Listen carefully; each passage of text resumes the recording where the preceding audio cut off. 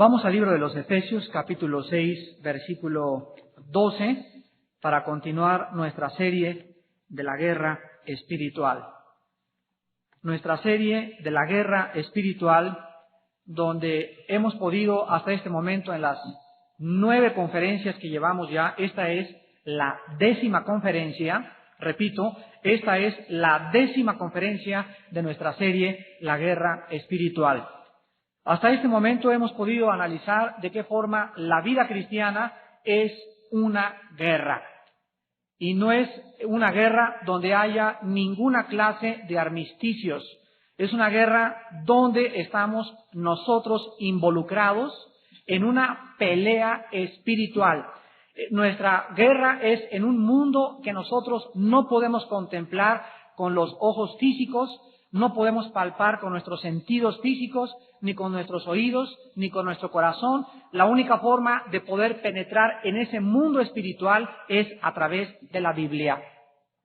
La Biblia nos puede dejar como un mapa, como un manual de operaciones, para que a través de las enseñanzas del Espíritu de Dios en este libro pudiéramos nosotros darnos cuenta cómo podemos pelear, cómo podemos defendernos y contra quién es nuestra guerra. Nuestra guerra jamás será entre nosotros. Cuando nosotros creamos que la guerra es entre seres humanos, ya perdimos la batalla. Por eso es absolutamente ridículo el tratar de pelearnos entre nosotros, el enemistarnos entre nosotros. Esto es solamente señal de inmadurez, una inmadurez terrible espiritualmente. Nuestra guerra, dice Efesios 6:12, no tenemos lucha contra sangre y carne. No es entre nosotros, no es contra los comunistas, no es contra los católicos, no es contra los mormones, no es contra los masones, no es contra los chinos. Nuestra lucha, dice la Biblia, es contra principados, contra potestades, contra los gobernadores de las tinieblas de este siglo, contra huestes, o sea, ejércitos espirituales de maldad. Ejércitos espirituales de maldad. No dice ejércitos espirituales de bondad. Dice que nuestra guerra es contra espíritus que están totalmente controlando de la atmósfera hacia abajo y que tienen solamente un solo objetivo: nuestra mente. Nuestra mente es el campo de la batalla. En nuestra mente se libra toda la guerra espiritual. Y aquí en nuestra mente, que es el campo de batalla, necesariamente los poderes del mal tratan de apoderarse de nuestra mente, de influir en nuestra mente, de construir fortalezas en nuestra mente, de sembrar dudas y semillas que contradigan y que nos hagan perder la confianza en la palabra de Dios. Y desde el principio de la Biblia, en Génesis capítulo 3, el primer ataque de los poderes del mal fue dirigido contra la palabra de Dios. Cuando Satanás le dijo a la mujer, con que Dios os ha dicho. Desde el principio de que el ser humano fue colocado en el huerto del Edén, el ataque fue para que ellos dudaran de que Dios había hablado, de que Dios era bueno y de que Dios cumpliría sus promesas. Y de hace 6,000 años a 1991, la guerra cristiana es continua y el diablo bombardeará nuestra mente a través de libros, y que Cristo murió en Cachemira, y que Cristo fue un gurú, y que Cristo practicó la dianética y el control mental, y que Jesús es uno de los tantos iluminados, y que realmente no debemos ser tan fanáticos, y que la Biblia tiene errores, y el ataque va a intensificarse antes de que el Señor venga. Nuestra lucha es contra fuerzas espirituales de maldad, y lo primero que debemos los cristianos aprender es a guardar nuestra mente. Dice Filipenses 4:8, todo aquello que sea bueno, de buen nombre, digno de alabanza, si hay virtud alguna, en esto piensen. La Biblia nos exhorta, more la palabra de Dios en abundancia en nuestro corazón. Dice el rey Salomón en Proverbios, sobre toda cosa guardada, guarde en su corazón. Tenemos que guardar nuestra vida interior como un tesoro precioso y tenemos que poner un escudo a nuestro alrededor de cualquier influencia filosófica o moral que pueda penetrar a nuestra mente y alejarnos de las verdades de la palabra de Dios. Si nosotros no conocemos y no confiamos en el poder de Dios y en la Biblia, nuestra vida cristiana será un constante fracaso. Hace 2 domingos, en la 9ª conferencia, iniciamos la 5ª parte de nuestro estudio que se llama Razones para confiar en el poder de Dios. El domingo antepasado vimos, en primer lugar, que la primera razón para que nosotros podamos confiar en Dios es sus hechos del pasado. En segundo lugar, vimos sus promesas. Cada promesa que está en la Biblia, necesitamos nosotros creerla con todas las fuerzas de nuestro corazón. Si Dios dice, nunca te dejaré ni te desampararé, tenemos que creer esto. Y tenemos que hacer esa promesa y memorizarla y repetirla, nunca me dejarás, nunca me desampararás. Y cuando venga el momento en que nos sentimos desamparados, que nos sentimos abandonados, que nos sentimos que ya no vamos a tener que comer o que nos vamos a morir viejitos y que no va a haber nadie a nuestro lado y que nadie se preocupe de nosotros, ahí en el momento de la desesperación necesitamos hacer propias las promesas de Dios. Si Dios dice, yo soy tu pastor y nada te faltará, yo tengo que creer que no me va a faltar nada. Si Dios les dice a los muchachos, no tengan relaciones antes de casarse, los jóvenes tienen que creerle a Dios y tienen que saber que si se involucran en relaciones sexuales antes de casarse, van a pagar muy cara, pero muy cara las consecuencias, porque la paga del pecado es la muerte y las consecuencias del pecado siempre son amargas. Si Dios nos dice a los casados, no mires a otra mujer que no es tu esposa, no te hagas ilusiones con otra jovencita, no te hagas ilusiones con otro hombre, tenemos que creerle a Dios.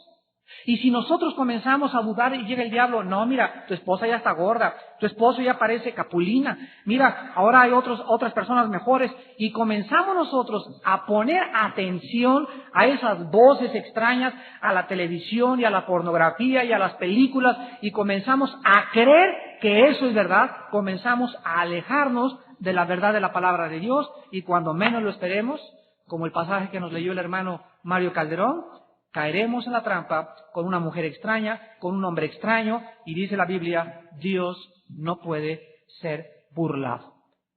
Si Dios te dice, paga tus impuestos y no arregles tus contabilidad de tal manera de que, oiga, hermano contador, hágame aquí la forma, pero para que yo no pague impuestos, en ese momento se te olvida que las cosas las tenemos que hacer honestamente delante de los hombres y delante de Dios si queremos ser bendecidos por Dios. Si queremos ser bendecidos por Dios, dice la Biblia, no mientan. No mientan los unos a los otros. Cuidado con calumnias. Dios paga de una forma tremenda a la persona que siembra discordia entre los hermanos. A Dios no se le escapa nadie que trate de dividir a los hermanos o de sembrar discordia entre los hermanos o de calumniar o de manchar la reputación de un hermano en Cristo. ¿Por qué? Porque al hacer esto, escuchen, lo hacemos contra Jesús, porque Jesús se identifica con nosotros. Entonces nosotros tenemos que aprender esto, que las promesas de Dios son nuestras y que debemos nosotros realmente creer, practicando, no hablando mal de nadie, no manchando la reputación de nadie, orando por nuestros enemigos, orando por los que nos persiguen, orando por tu mente, guardando tu corazón, velando lo que ves en la televisión, vigilando lo que lees en los libros, vigilando en la calle a las muchachas que ves, vigilando tu vida interior, porque si no, los huestes espirituales de maldad destrozarán tu vida espiritual poco a poco. En tercer lugar, vemos en esta mañana la tercera razón para confiar en el poder de Dios, y la tercera razón existe en el deseo eterno de Dios. Fíjense ustedes, cuando Dios llama al profeta Jeremías, en el capítulo 1 de Jeremías, Dios le dice a Jeremías algo extraordinario, algo que hace que se nos fundan todos los fusibles de nuestro intelecto y de nuestra mente. Dios le dice a Jeremías, Jeremías, antes de que te formara en el vientre, antes de que ni siquiera existieras en estado embrionario, te conocí. Y antes de que te formara, antes de que comenzara el esperma y el óvulo a comenzar a formar dentro de la matriz de tu madre, tu ser, antes de eso, te santifiqué y te di por profeta a las naciones. Fíjense ustedes lo que dice Dios.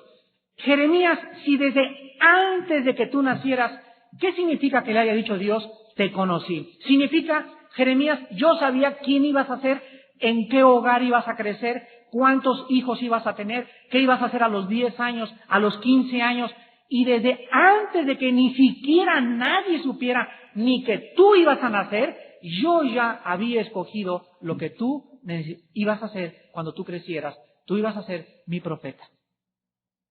¿Por qué le dice Dios esto a Jeremías? Porque cuando Jeremías comienza a crecer y Dios le revela, Jeremías, ven para acá, quiero que seas mi profeta, lo primero que el ser humano tiene es temor, miedo.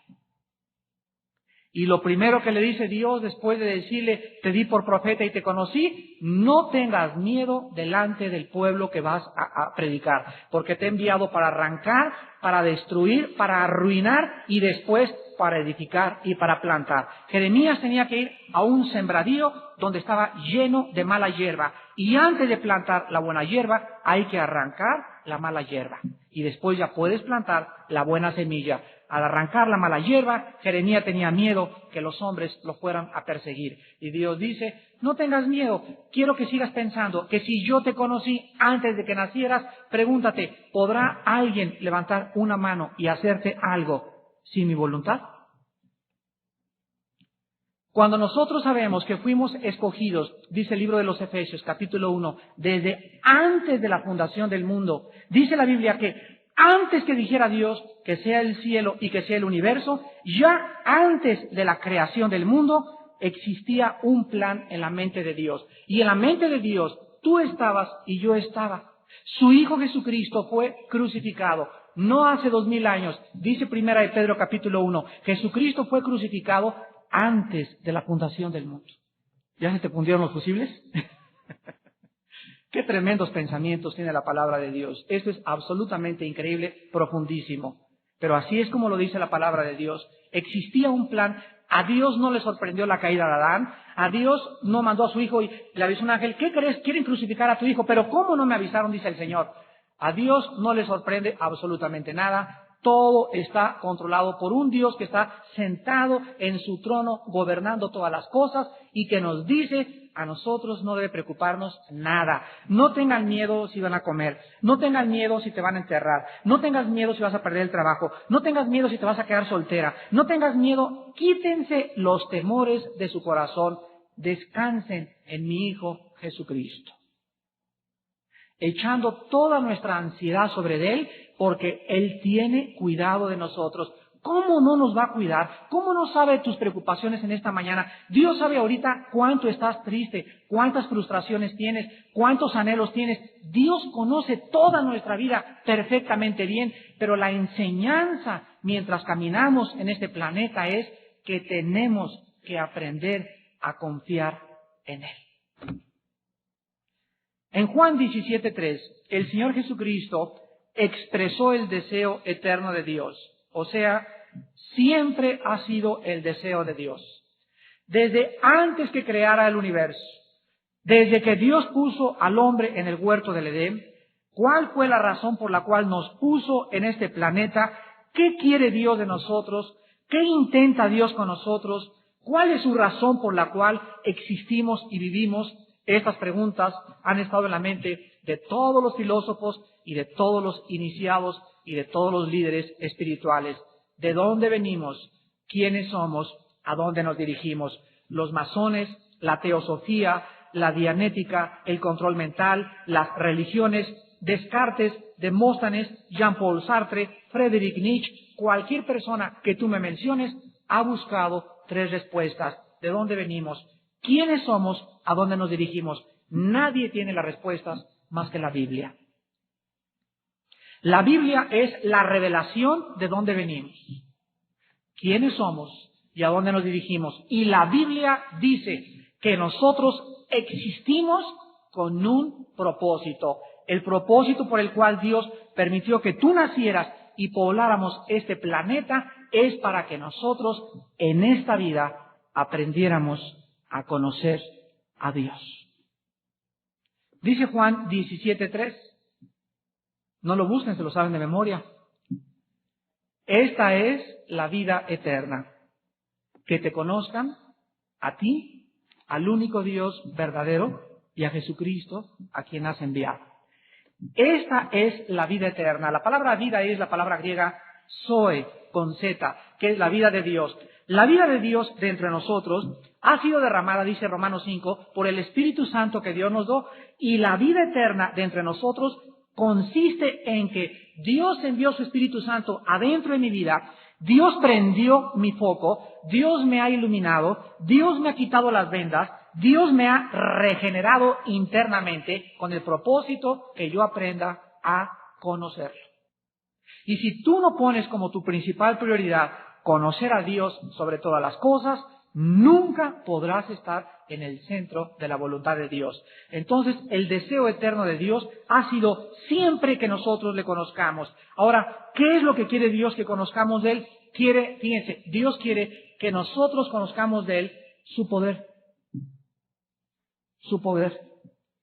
Si tú trajeras en la bolsa una lámpara de Aladino y te dijera el genio, siempre que tengas una dificultad, sácala y la frotas y se aparece el genio y te va a sacar de cualquier problema, tú pasarías por un callejón así lleno de puros personas así mal vestidas con sus navajas y sus cadenas y dijeras, ay, me voy a echar a correr porque me van a matar. O si atravesaras una circunstancia de que ya no hay trabajo, oye, te diría tu esposa, ¿y la lámpara? Ah, pues sí, ¿verdad? La sacarías y saldría el genio, genio, por favor, cuídame, protégeme. Oye, dame de comer. ¿No lo harías? O se apoderaría de ti la angustia, la desesperación y, ay, ¿ahora qué me va a pasar? Y este y el otro. Oye, pero si aquí tienes la lámpara, nada más tienes que frotarla para que tu problema desaparezca. ¿Por qué no lo haces? ¿Por qué no lo haces? Simplemente porque no crees que al frotar la lámpara se aparece el genio. Porque si lo creyeras, no vivirías en la angustia. ¿Es verdad o no es verdad?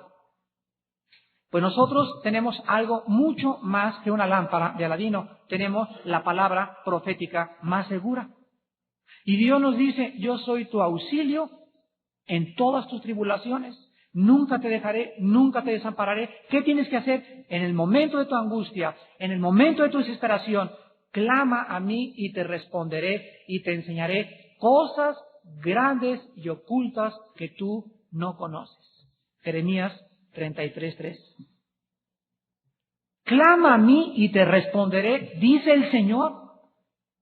Y si tú lo haces, dice Dios, te prometo, te garantizo que yo te voy a responder y te voy a enseñar cosas muy grandes que jamás te imaginaste, ni siquiera que existían. Nosotros debemos aprender a caminar con Dios, de conocer su poder. Ahora, si nosotros no confiamos en el poder de Dios y entramos en estados angustiosos, en estados de duda, en estados donde el temor es el más grande enemigo de la fe, quiero que ustedes aprendan esto, el más grande enemigo de la fe es el temor. Cuando Adán vivía en el huerto del Edén, su comunión con Dios era perfecta y no tenía temor de nada Adán.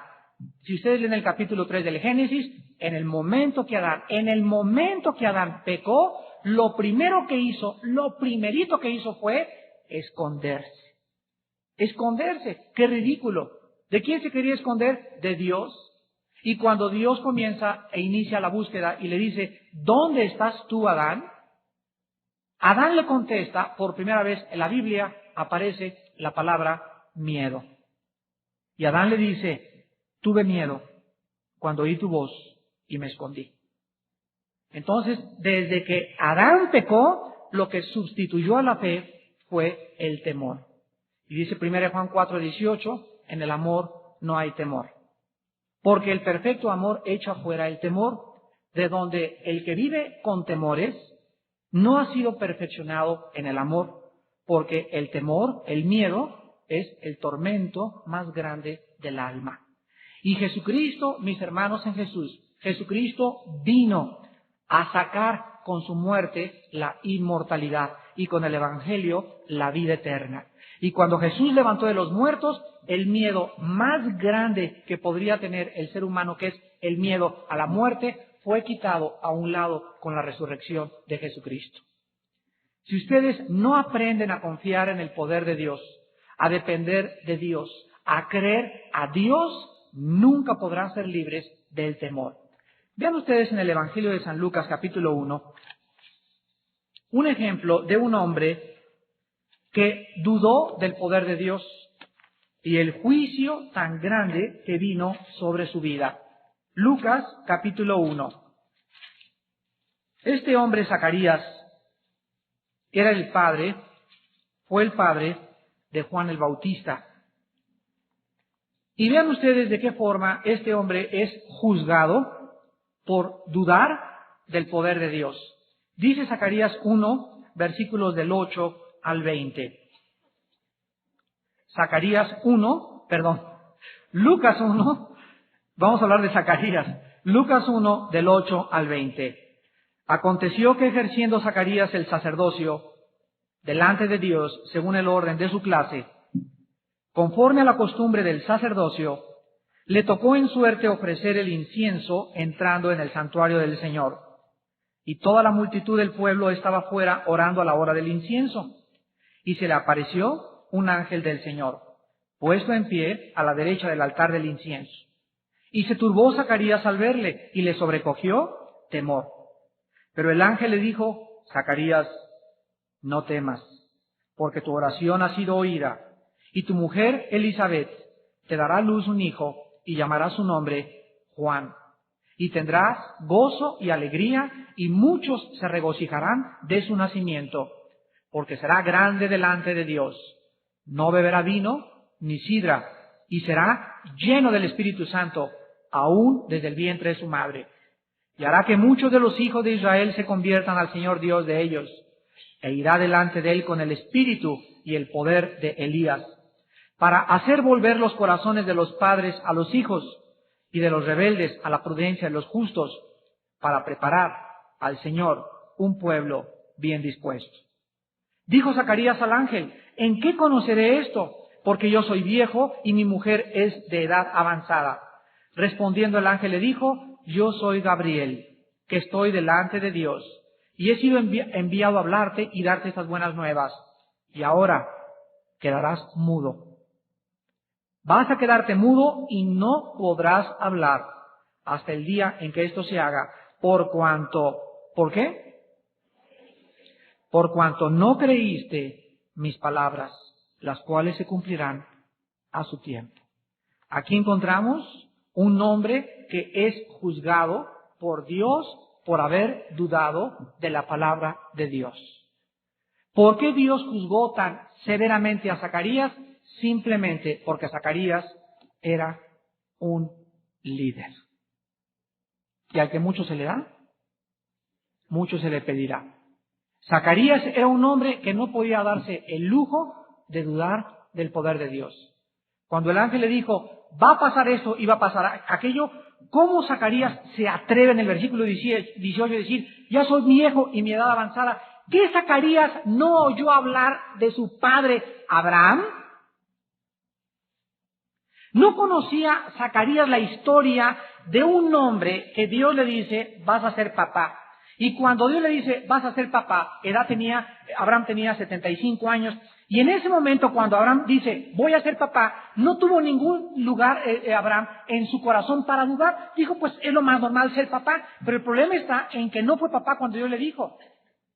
Dios dejó que Abraham pasara en su vida 25 años, y cuando tenía 100 años, lleva a Abraham al ginecólogo a Sara. Y le toman radiografías a Sara.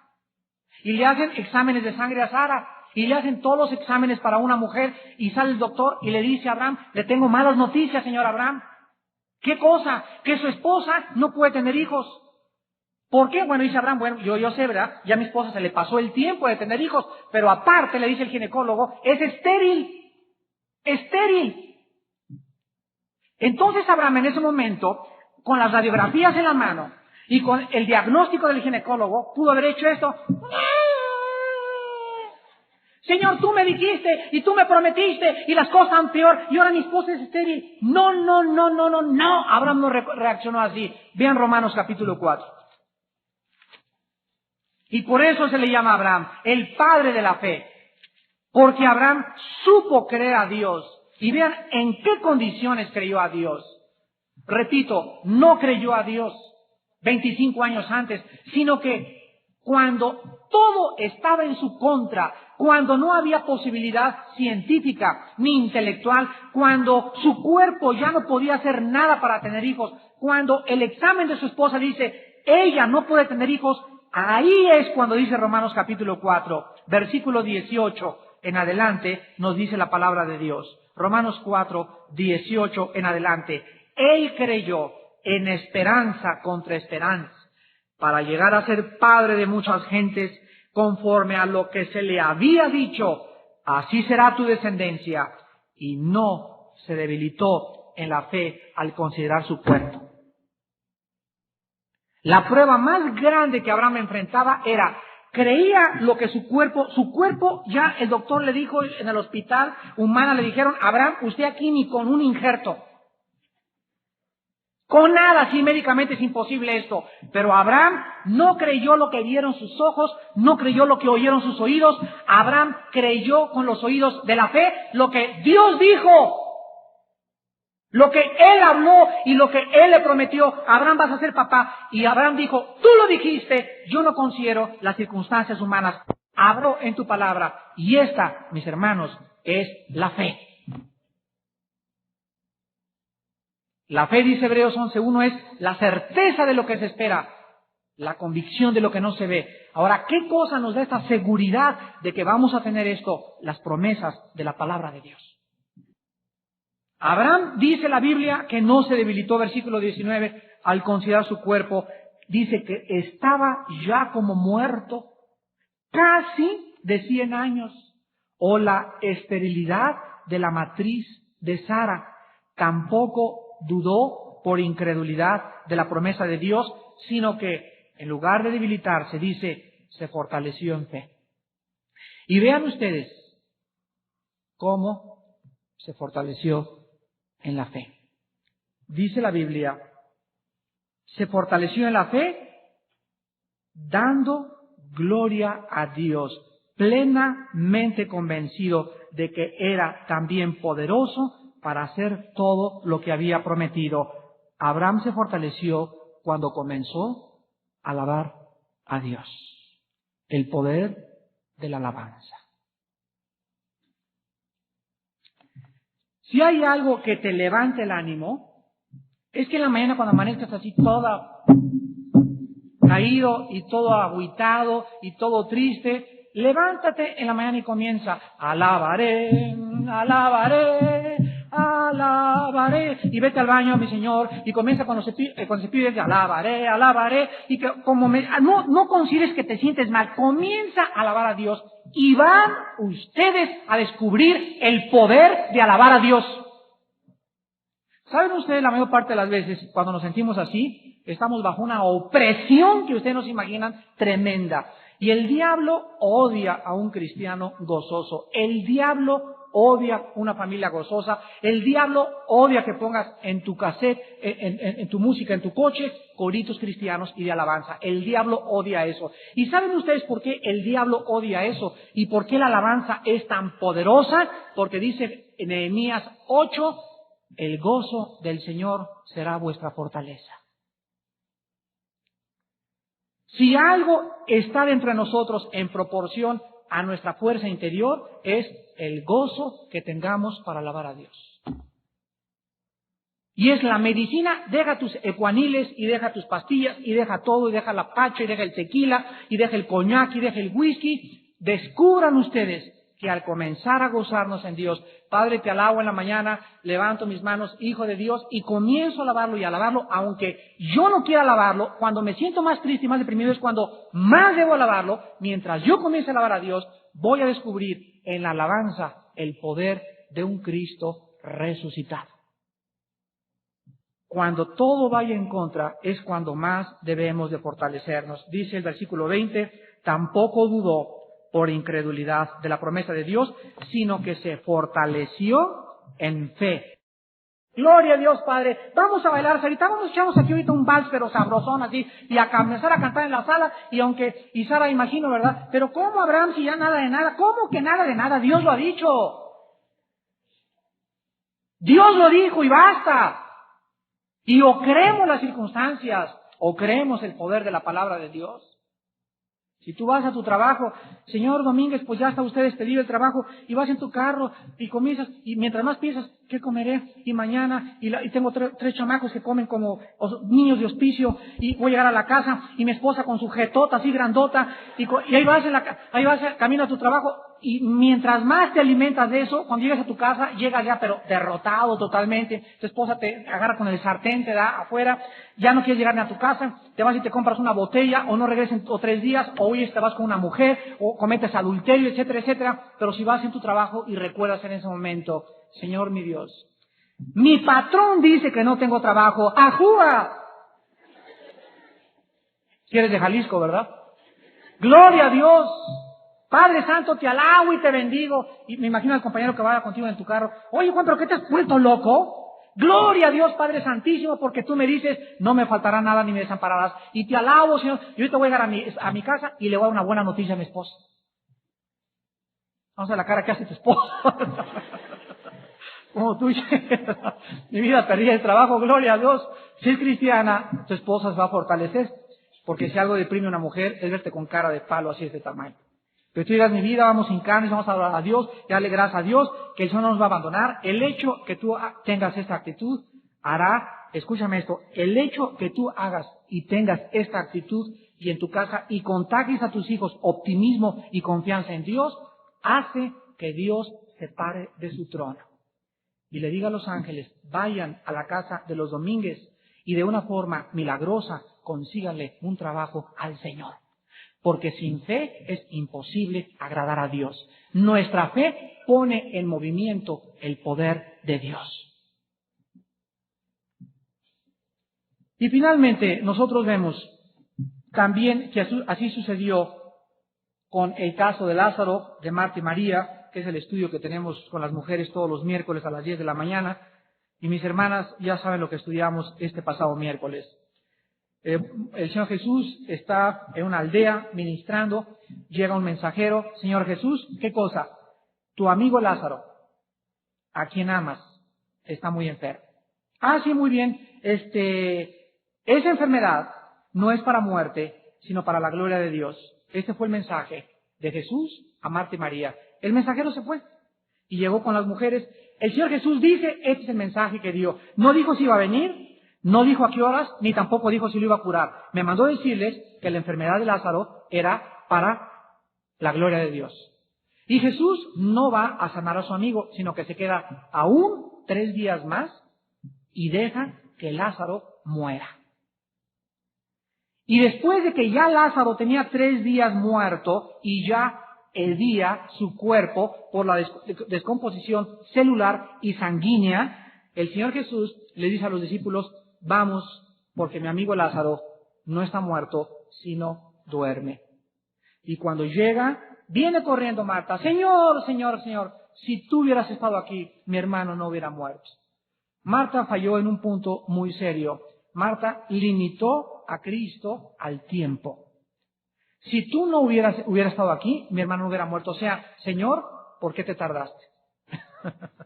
Imagínense el Señor Jesús, el Hijo de Dios, cuando traía un calendario perfectamente bien cronometrado. El Señor Jesús no desperdició un segundo de su vida. Cuando Jesús se levantaba en la hora del Padre. Cuando Jesús comía, era la hora del Padre. Cuando Jesús daba un paso, era el paso del Padre. Cuando Jesús se sentaba, era el momento de sentarse. Cuando Jesús hablaba, eran las palabras del Padre. Todo lo que Jesús hizo, lo que caminó, lo que dijo y lo que compartió, todo fue perfecto. Nunca hizo pecado. Nunca llegó tarde a ningún lado. Nunca se levantó y... Pedro, ¿qué horas son? Nada. El Señor Jesús era un hombre perfectamente dominado de sus emociones, de sus sentimientos, de su tiempo y de todo. Y cuando le dijo a Marta, no voy a ir ahorita, esto es un programa que yo tengo más adelante, él sabía lo que estaba haciendo. Marta no conocía el poder de Cristo. Y María llegó y le dijo, Señor Jesús, mi hermano ya hiede. O sea, la medicina llegó tarde. Jesús dijo, háganse un lado y quiten la piedra. Y gritó, Lázaro, ven fuera. Salió ese hombre de entre la tumba, salió así todo vendado, y ya que salió, le dijo a los discípulos, quítenle ustedes las vendas. Y así es como todos nosotros fuimos convertidos. Cuando Dios me llamó hace 18 años, me dijo, Armando, ven fuera de la vida de tinieblas en que vives. Cuando yo salí de la tumba hace 18 años, tú y yo salimos así todos llenos de llagas y podridas y cicatrices. ¿Y qué cosa es la vida cristiana? El discipulado es irnos quitando las vendas todos los días. Jesús pudo haber dicho que se le caigan las vendas también, pero Jesús no hace eso. Jesús da la vida, nosotros quitamos las vendas. Hermanos, en Jesucristo, Dios no se ha tardado en tu vida. Dios tampoco se ha desesperado con tu caso. Y Dios no está ausente de tu matrimonio ni de tu familia como tú crees que está. El problema está que tú tienes que confiar en su tiempo. Jóvenes que me escuchan, que no se aceleren tus pasos a casarte antes de tiempo. Dios tiene para ti tu gansito marinela. Dios tiene para ti tu rosa de reyes. Pero tú necesitas aprender a esperar en el tiempo de Dios. Amigo que me escuchas, Dios tiene para ti un negocio.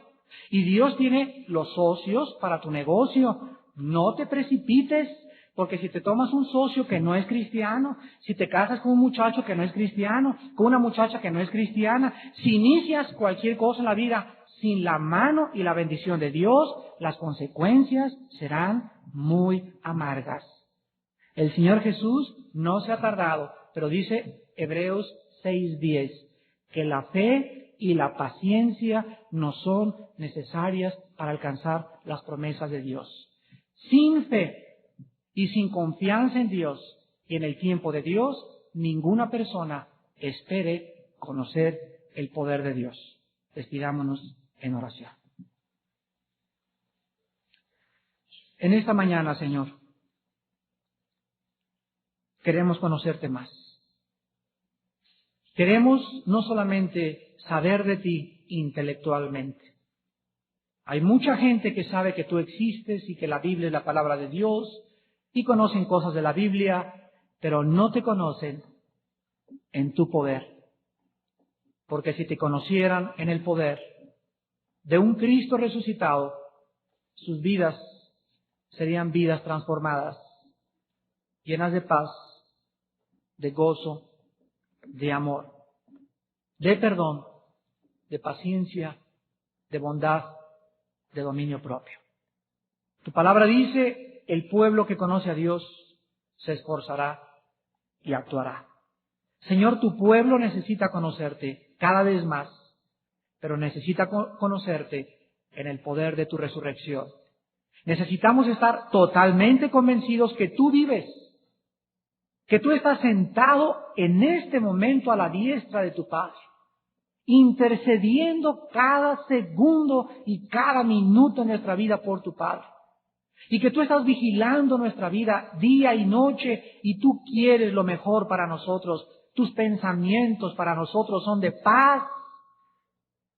Si nosotros le pedimos a nuestro Padre un pan y nuestro Padre no nos da una serpiente, ¿cuánto más tú nos darás todas las cosas si nosotros te las pedimos con fe?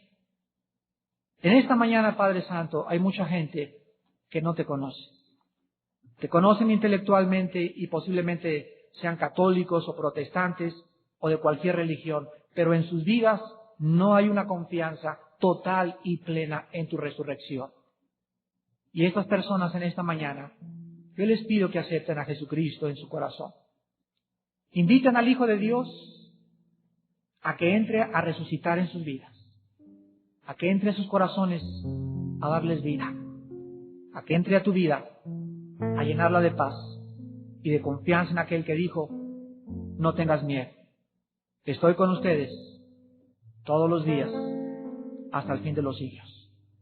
Si alguna persona esta mañana quiere depositar su confianza total en el Hijo de Dios, si alguien en esta mañana quiere arrepentirse de sus pecados e invitar a Jesucristo a su vida por primera vez, repite estas palabras ahí desde tu lugar y dile: mi Señor y mi Dios, perdona mi incredulidad, mis temores, mis dudas, fortaléceme interiormente.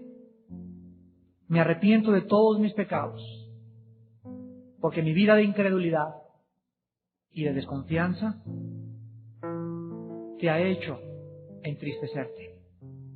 Porque si algo tú amas, es que yo confíe, bajo cualquier circunstancia, que tú eres Dios. En esta mañana, creo con todo mi corazón que tu Hijo Jesucristo pagó por mis pecados en una cruz, y que con su sangre y su resurrección tú me das en esta mañana el perdón de pecados y la vida eterna. Señor Jesucristo, te abro mi corazón y mis brazos en este momento y te invito a que entres y me resucites de entre los muertos. Dame la vida eterna. Sácame de este estado de putrefacción en que vivo, de pecado y de maldad. Transfórmame con tu poder resucitado y hazme la persona que tú quieres que yo sea. Hazme un cristiano valiente. Hazme una mujer de Dios.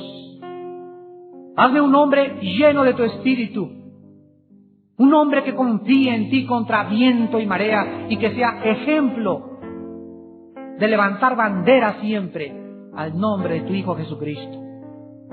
Dame el poder de ser testigo en medio de tanta incredulidad, de tanta burla y de tanto pecado, del poder de tu resurrección, para que tu nombre sea glorificado y mi vida en esta tierra sea consagrada a lo más importante en mi vida, conocer a Dios. Porque te lo pido y te doy las gracias en el nombre de Jesús.